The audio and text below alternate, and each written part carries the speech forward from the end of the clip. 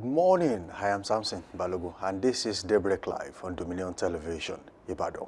We begin with a major policy move in Nigeria's power sector. President Bola Tinubu has approved a 3.3 trillion naira plan to clear long-standing debts in the industry. What does this mean for the electricity supply in the country, for distribution companies, and for Nigerians who have long dealt with unstable power? Is this a turning point or another attempt to fixing a deeply rooted problem? That is our Daybreak Gist this morning. We'll also bring you the weather report and shortly after Daybreak News with the key developments shaping the day. And I'm Oluwaimi Adela, who then turn to the newspaper headlines. The front pages this morning reflect a mix of economic decisions, governance issues, and public reaction. We'll take a closer look at the major stories and what they suggest about the direction of policy and leadership. And up next, we'll have a big story bringing the focus closer to home with the topic Absentia Coronation in Ibadan, Tradition Bypass or Modern Governance. It's a conversation that sits at the intersection of culture, authority, and involvement systems of governance.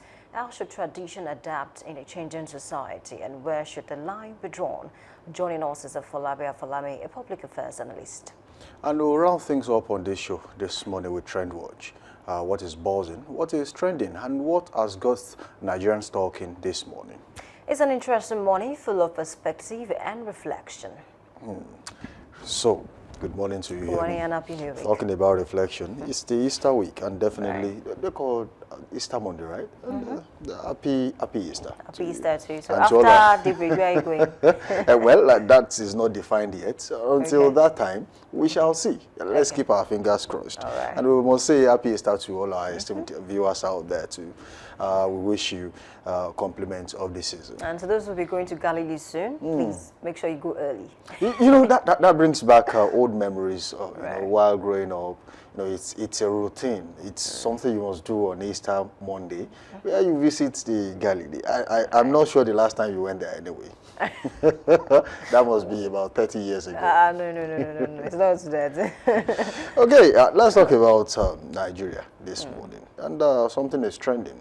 People are asking questions. Is this the turning point with the current situation of the power sector in the country? We've spoken to the Minister of Power about all these issues. We have seen so many publications on here. We had when the minister apologized to Nigerians, and they also, you know, threw a sort of jab to the governor of Oyo State and some governors in the state who now know that electricity is no longer on the exclusive list. It is now on the concurrent list, meaning that every state can now invest in that and then join the national grid, and they get paid for supply of electricity. But unfortunately, some governors have not keyed into this. But a lot of development. But the president came out to say, you could remember it was in Jos, Plateau State. Right. And he mentioned that you do not have electricity at the airport, meaning that I have to leave for Abuja in the next 10 minutes. So if the president could not stay more than, let's say, 30 minutes or thereabout in Plateau State because there was no light at the venue where he was to host the victims of the recent attack in Plateau State, it means that electricity is so important to the Nigerian people. If one person, the president, says, I'm not comfortable that there's no light, then how comfortable are Nigerians with the fact that there's no light across the country? These and more, we have to discuss on the show this morning, as he has approved about 3.3 trillion naira to offset the debt. And that for me should be a green light towards constant electricity in the country. Right, you're very spot on. When I saw that headline yesterday, I mean, it's a sign of relief, especially, you know, looking at what Nigerians have been going through in the last few months, you know, since last year, actually, not just this year alone.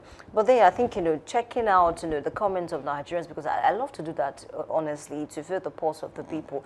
A lot of persons, they see this as audio, while some persons celebrated online to say, okay, this is a huge relief. And then looking at the amount, just like you mentioned, 3.3 trillion naira accumulated debt from 2015, not just this administration alone, right before Buhari became, like, you know, was, you know, inaugurated as president. February 2015 to March 2025. So that money is a lot. And of course, according to the report, they've been able to raise 501 billion naira. And that's another question to ask. Nigerians are asking, this 501 billion naira that was raised, is it another loan that they are not talking about? Because I mean, Nigerians are beginning to ask more questions now. So don't just tell us that the money was raised. How was it raised? Is it that we had to borrow money again? And then away from that, apart from that 501 billion, I think a particular amount has been disbursed already, and I think that amount is, I'm trying to get the amount now just so we can be clear. That amount is 223 billion naira has been disbursed with further payment on the way. So it's a good one, especially when the aid of Bayo Adelabu, when he said something about a few weeks ago that we should expect that electricity will be better in the next few weeks. Maybe this is part of what he was trying to tell us. So it's a good development, but at the end of the day, it will take a lot for this government to actually restore that trust, in Nigerians in terms of electricity. Because, some will tell us that, why is it that journalists will always keep, talking about the president promise of if I don't improve electricity, don't vote for me. People will always talk about it. That's how I always say. He also made that promise. Exactly. You are not better than your words. At the end of the day, the one major thing that people will use to measure you is the things that you say and how well you're able to keep to those things. So he came out to promise Nigerians, and then Nigerians are asking, is it because we are getting closer to election period, and that's why he's made this bold move? That's up to the president. At the end of the day, if this should work, it will favor Nigerians. We've seen there was a time that there was a protest in Lagos. People protested because of electricity.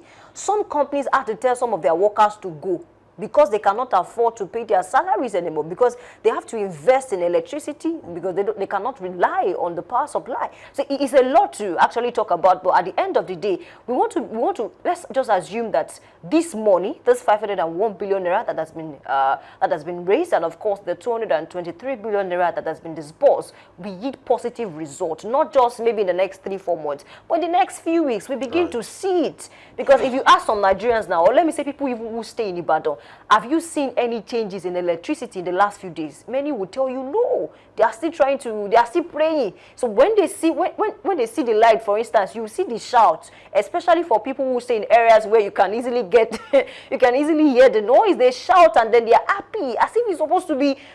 It's supposed to be a norm. In developed countries, it doesn't go. That's why when some of them travel to Nigeria and they take the light, they are shocked that what's actually going on. And one more issue is the fact that, for a country like Nigeria that is still struggling with electricity, there was a report that I read recently that says Nigeria electricity loses month as Benin, Niger Republic failed to pay $8.5 million.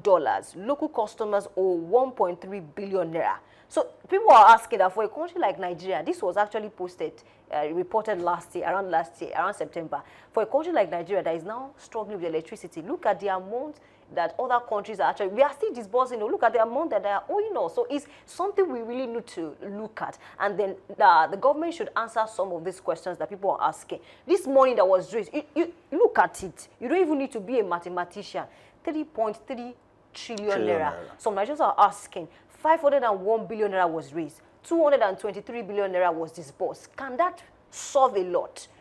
Well, I think it's a good start for now. Right. I mean, you are owing a certain amount of money, but you've got some percentage of that money available just to be a start, and then you might just design a payment plan. Oh, in the next 6 months, we are going to pay you 3.3 trillion naira, but let's start with over 200 billion naira for a start, and then in installments, maybe every month or thereabouts, we'll continue to pay you in installments until we set off all the debts. Now, that being said, I think we should also be, one thing is clear, that this administration wants to clear the debts. But then how do they want to clear it is a very big one. And where would that money be coming from is another one. Are we going to take a loan, or is it going to be internally generated? You just mentioned that some countries are still owing Nigeria millions of US dollars as regards electricity supplied to them that they have not paid for. And we are still supplying them electricity now, even though Nigerians are not getting the desired kind of electricity they deserve. The problem is, they will tell you, electricity since the days of NEPA and then it was PHCN. When they got to PHCN, it was broken down into different companies. We have Gencos, we have Discos, we have all of that, and Transmission Company of Nigeria, TCN. So they will tell you, yes, we generate also amount of electricity, but TCN can only transmit also amount of electricity. So the rest, you cannot keep electricity. It's not like water that you can keep somewhere. Even water at the point when it gets to a stage, you have to release your dam so it could go. So you have to transmit this electricity to some countries who really need it. Niger Republic, the only thing that shocks me is that they are not paying. Also Benin Republic. The only problem is they are not paying. You are supplying them electricity. Why can't we work on our transmission company and then upgrade? If we are able to, let's say, transmit 3,500, for example, why not upgrade to 5,000, maybe 6,000? And then we can get the electricity out there to Nigerians. Another problem is, as we speak, some Nigerians still will not pay for electricity they are using. Some, even with the introduction of prepaid meters, some still bypass. They bypass because they don't want to pay. Now, you request for a service. You have requested for a service. You must be ready to pay for it. So we still have Nigerians out there who are so difficult to deal with that they will not pay for electricity. Now, what does this 3.3 trillion to be paid by the presidency, the federal government, what does it mean for the Nigerian people? It means that it is going to remove a major bottleneck from the electricity sector in the country. And that, for me, many power plants for now, some of them have shut down. Some of them can't even afford gas. And some of them, they feel like they don't have the right or necessary equipment to cope with the demand of the Nigerian people. So upgrade is needed. And some of them will have to, get gas, and they cannot afford it because they are not getting the money from these, yes, they generate. But then, do discos pay them as at when due? It's a big problem because as it stands now, there is a gap between all these companies, discos, Gencos, transmission company of Nigeria. So we have to look at where is the gap between all these three. Can we bridge this gap? Where is the federal government coming in from? Is it, okay, after paying the debt, what exactly are you going to do to make sure that there is stable electricity in the country? Majority of the transformers, major transformers we have across the country, they are outdated. Some of them, we have been using them since the 1950s, 1960s, 1970s, and this is 2026. So if you cannot upgrade your equipment, I'm sorry, there's no way you can compete favorably in this era that we have. So we must look into infrastructural development in the electricity sector too. Right. How many of these areas where we step down electricity, we have so many of them across the country. These facilities, how long have we been using them? How often do we service them?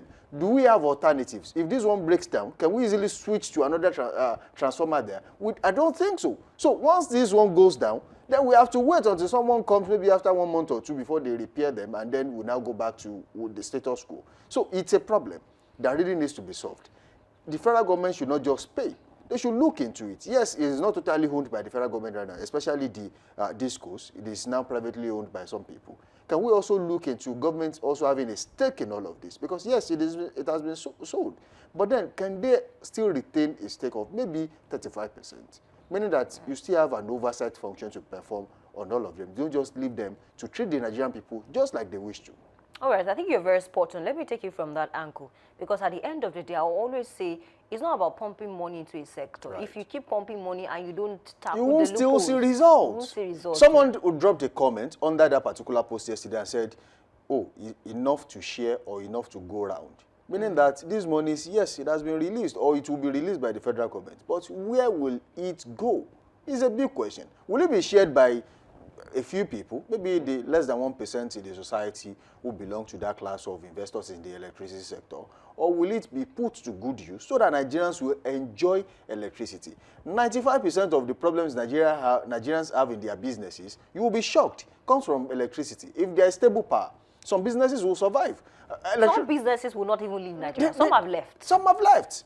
And we can continue to mention some of them who have transferred ownership to Nigerian business owners who are now operating at maybe 20 or 30 or 45% capacity instead of 100% that they used to run. So if we now say, oh, because of all of this, I mean, you are in Nigeria, you can't even perform optimally. So someone now has to import into the country.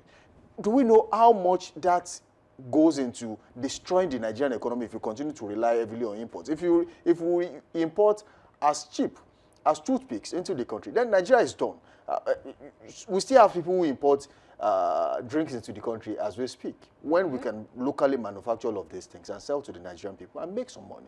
And we are complaining about the dollar to naira. We are not ready, honestly. That's one thing I feel. But this Monday, I want to be as optimistic as possible. So going back to the issue of electricity now. So just like I mentioned, I think, there's a systemic problem. See, until we have, people who are ready to speak truth to power, I mean, people who head several departments in that particular sector. Let me just link it to the issue of biojewelry. Until that man came out to say that these refineries are not working.